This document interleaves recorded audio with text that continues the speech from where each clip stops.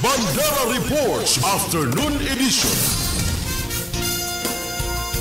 Arestado ang mag-amang sospek sa kasong pagbaril sa isang pulis sa sinagawang hot pursuit operation ng kapulisan o ng Isulan PNP Highway Patrol Group Pulumulok PNP noong hapon ng Martes, Mayo 27. Matatandaang nasawi ang biktima na si Police Executive Master Sergeant Geoffrey Angub.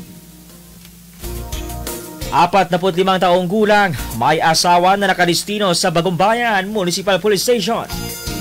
Ayon sa investigasyon ng kapulisan, naglalakad umano si Pems Angub sa Peneza Street, Barangay Calawag 2 sa nabanggit na lugar bandang alas 2:15 ng madaling araw nang biglang pagbabarilin sa iba't ibang bahagi ng katawan.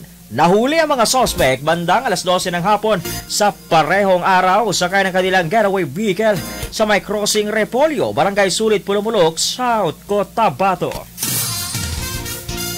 Sa impormasyon, kinilalang dalawang suspect na si alias BJ, 25 taong gulang na may asawa, isang kustudyan ng construction supply at ang ama nitong si alias Vincent, 44 na taong gulang, isang negosyante at pawang residente ng pamintuan St. Calawag 2, Isulan, Sultan Kudarat.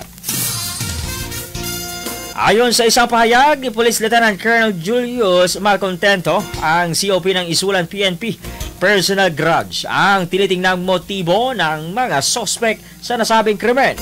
Nilinaw ni Lieutenant Colonel Malcontento na walang kaugnayan sa anumang pamamaslang ng isang miyembro din ng kapulisan ang kalapit na lalawigan. Samantala nakapiit na nga ang dalawang suspect habang patuloy ang malalimang investigasyon sa naturang insidente.